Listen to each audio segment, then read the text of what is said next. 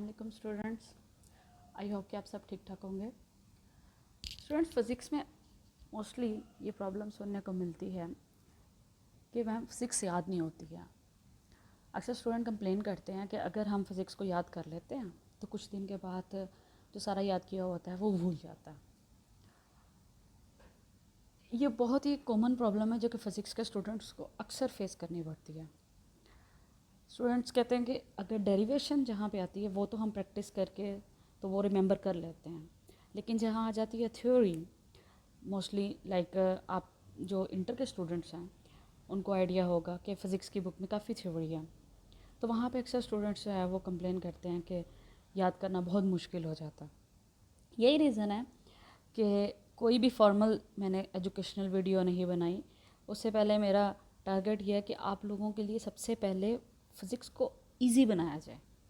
इसीलिए इस वीडियो में आपके साथ मैंने वो बेसिक स्टेप्स जो हैं वो शेयर करने हैं कि अगर आप इन स्टेप्स को फॉलो करेंगे तो आई होप कि आपको फ़िज़िक्स याद ही नहीं करना पड़ेगी। जी स्टूडेंट्स, बिल्कुल सही सुना आपने कि आपको फ़िज़िक्स याद ही नहीं करनी पड़ेगी।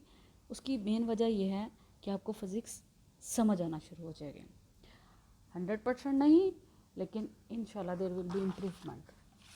इसलिए आप लोगों ने इस वीडियो को एंड तक देखना है ताकि जो है वो आप लोगों को आइडिया हो सके कि आज तक फ़िज़िक्स जब भी आप पढ़ रहे थे तो आपने कौन से स्टेप्स जो है वो मिस किए जिसकी वजह से आपको जो है वो फ़िज़िक्स में प्रॉब्लम फेस करना पड़ रही है। जी तो स्टूडेंट्स, वीडियो का प्रॉपरली आगाज़ करते हैं। अपने पेन और पेपर निकाल लीजिए और जो स्टेप्स जो है वो मैं आप लोगों के साथ शेयर करूँगी उनको जो है वो आप लोग नोट डाउन कर लीजिए।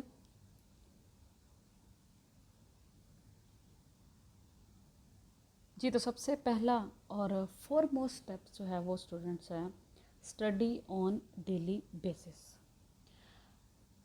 मतलब फ़िज़िक्स को थोड़ा थोड़ा ही सही, लेकिन आपने रोज़ाना पढ़ना है। मोस्टली स्टूडेंट्स यही करते हैं, वो इसी स्टेप को ही फॉलो नहीं करते हैं। वो पहला स्टेप ही जो है जो कि फ़िज़िक्स को अंडरस्टैंड करने के लिए सबसे ज़्यादा ज़रूरी है वो यही है कि आपने फ़िज़िक्स को रोज़ाना पढ़ना है। स्टूडेंट्स क्या करते हैं, या तो फ़िज़िक्स उस दिन पढ़ेंगे जिस दिन नेक्स्ट डे स्कूल कॉलेज या अकेडमी में टेस्ट होगा, या फिर मोस्टली स्टूडेंट्स ये करेंगे कि अच्छा जी आज मंडे है, आज मैंने सारा दिन बैठ के बस मैथ करना है, कल मैंने केमिस्ट्री करनी है, परसों मैंने सारा दिन जो है वो बैठ के फ़िज़िक्स करनी है, और फिर स्टूडेंट्स यहीं पे जो है वो मार्क खा जाते हैं। लेकिन स्टूडेंट्स के पीछे लॉजिक क्या है? एक्चुअली जो आपका ब्रेन है वो इस तरह से डिज़ाइन ही नहीं किया गया कि आप जो है वो एकदम से जो है वो उसको इनपुट देना शुरू कर दें कि भाई आपने बस इसी तरह यही काम करना है आज और कुछ नहीं सोचना। वो कहते हैं you have to train your brain. It means कि आपने थोड़ा थोड़ा अपने ब्रेन को जो है वो ट्रेन करना है, लेकिन रोज़ाना। इससे क्या होगा, ठीक है, इससे ये होगा कि आपका जो ब्रेन है वो एक ख़ास पैटर्न पे सोचना शुरू कर देगा। जब आप फिज़िक्स की प्रॉब्लम सॉल्व करेंगे या फिज़िक्स का कोई टॉपिक अंडरस्टैंड करने की कोशिश करेंगे, तो क्योंकि आप जो है वो डेली बेसिस में उसके बारे में सोच रहे हैं, तो आपका ब्रेन ऑटोमेटिकली जो है वो उसके बारे में आपको क्या देना शुरू कर देगा, आउटपुट देना शुरू कर देगा। तो आई होप कि आपने जो है वो इस स्टेप को जो है वो फॉलो करना है। आई एम नॉट सेइंग कि आप रोज़ाना जो है वो 2-3 घंटे सिर्फ फिज़िक्स को ही दे दें, ठीक है, लेकिन थोड़ा दें टाइम, लेकिन क्वालिटी टाइम दें। अगर आपने फ़िज़िक्स पढ़नी है तो उस टाइम पे आपने सिर्फ फ़िज़िक्स पे ही फोकस करना है। वो टाइम आप अपनी मर्ज़ी से जो है वो फ़िक्स कर सकते हैं, डिपेंडिंग अपॉन कि आपका जो है वो डेली का टारगेट क्या है।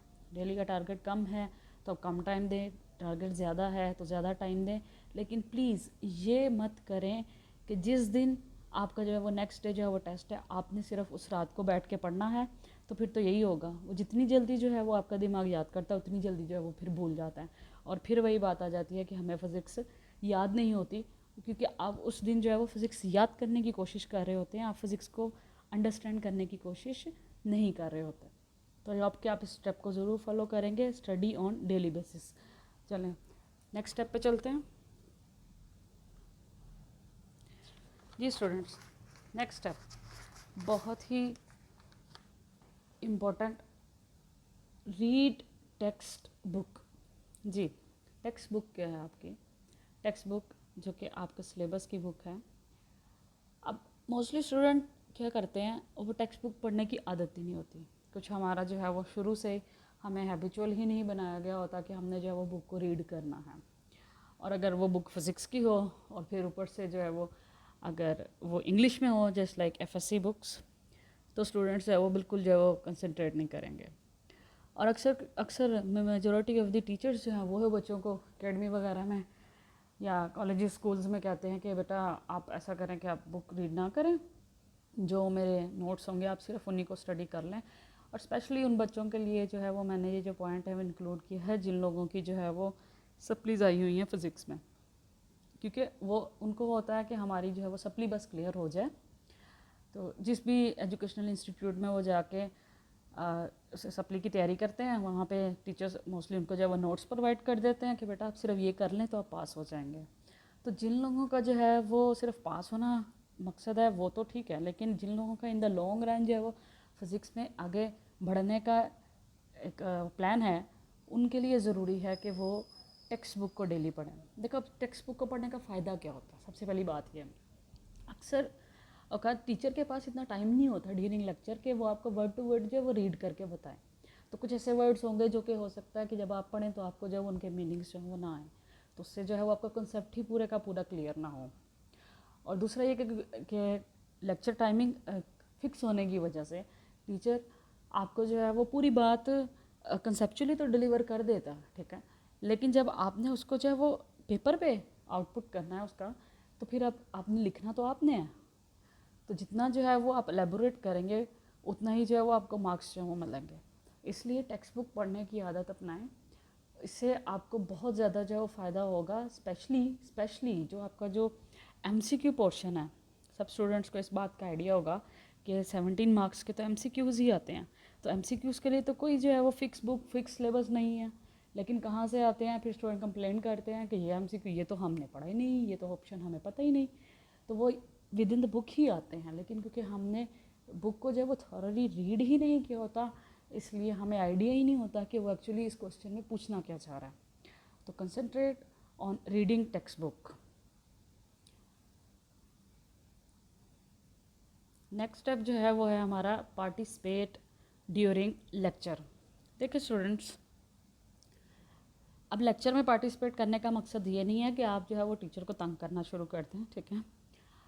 इसका मतलब सबसे पहले जो पार्टिसिपेशन किसी भी स्टूडेंट की होती है ना, वो होती है कि आप सबसे पहले तो टीचर की बात जो है वो गौर से सुनें, क्योंकि अगर आप टीचर की बात गौर से नहीं सुनेंगे तो आपको पता ही नहीं होगा कि टीचर क्या कह रहा है, तो आपको कुछ भी समझ नहीं है। और ख़ास तौर पे फिज़िक्स जैसा टेक्निकल सब्जेक्ट, इसमें अक्सर मेजॉरिटी ऑफ द टाइम जो प्रीवियस टॉपिक होता है वो नेक्स्ट जो टॉपिक होता है उससे इंटर रिलेटेड होता है। तो अगर कभी ऐसा हो कि हम एक लेक्चर जो है वो हमने कंसल्टेशन से नहीं सुना, तो हमें नेक्स्ट लेक्चर की कुछ भी समझ नहीं आएगी। तो वहाँ पे स्टूडेंट जो है वो इंटरेस्ट लूज़ करना शुरू कर देता है, वो नेक्स्ट लेक्चर भी ध्यान से नहीं सुन रहा होता, और उसके बाद उससे नेक्स्ट लेक्चर, और ये सिलसिला चलता रहता है और आपको पता भी नहीं चलता और पूरा चैप्टर जो है वो वाइंड अप हो जाता है। और जब टेस्ट आता है तो फिर आप जो है वो कह रहे हैं कि फ़िज़िक्स जो है वो समझ नहीं आ रही, फ़िज़िक्स तो बहुत मुश्किल सब्जेक्ट है, फ़िज़िक्स समझ ही नहीं आ रही है। और मोस्टली तो ये भी होता है कि जो टॉपिक टीचर पढ़ा रहा होता है उसमें कुछ ऐसे पॉइंट्स होते हैं जो बुक में रीड करके भी आपको जो है वो क्लियर नहीं होंगे, तो टीचर जो है वो उन्हीं पॉइंट्स पे ज़्यादा फोकस कर रहे होते हैं। तो अगर वो पॉइंट क्लियर नहीं होगा तो most of the time topics पूरे का पूरा टॉपिक ही क्लियर नहीं होता। तो पार्टिसिपेट ड्यूरिंग लेक्चर में एक बात तो ये होगी कि आपने लेक्चर जो है वो बहुत ध्यान से सुनना है। दूसरा इंपॉर्टेंट स्टेप जो है वो ये है कि आप लोगों ने क्वेश्चन लाजमी करना है, और क्वेश्चन तभी होंगे जब आप जो है वो जाके अपना प्रीवियस लेक्चर जो है वो उसको प्रिपेयर करके आए होंगे। आप प्रिपेयर करेंगे, आपको कोई ना कोई वहाँ पे प्रॉब्लम जो है वो ज़रूर फेस करना पड़ेगी, और जब आप नेक्स्ट डे आके वो क्वेश्चनिंग करेंगे तो आपका जो है वो कॉन्सेप्ट और ज़्यादा क्लियर होगा, उससे आपको next concept next topic understand करने में हेल्प मिलेगी। तो क्वेश्चन करने से आप नहीं डरना, लेकिन क्वेश्चन तभी होगा ना जब जो है वो आप कंसंट्रेट कर रहे होंगे और अपना काम जो है वो डेली बेसिस पे कर रहे होंगे। ये तो स्टूडेंट्स ये थे, अब तक की वीडियो के लिए इतना ही। नेक्स्ट जो है